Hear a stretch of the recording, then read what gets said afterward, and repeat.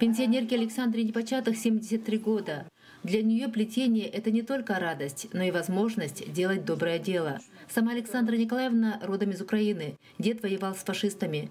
Поэтому для нее специальная военная операция – это не просто слова. Когда я думаю о том, что это спасет чью-то жизнь, хотя бы одну,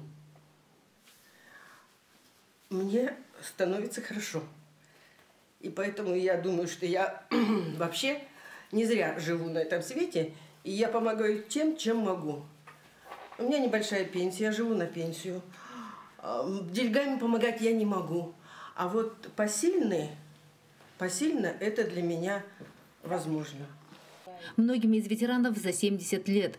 Плетение сетей для них стало возможностью почувствовать себя нужными. Другим напомнили переживания детства. За это дело ветераны взялись с большим энтузиазмом и отдают все свое свободное время. Вроде и пустяшное дело, но помогает приблизить победу, говорят они. Лично мы, ветераны, начали где-то с августа месяца этого года.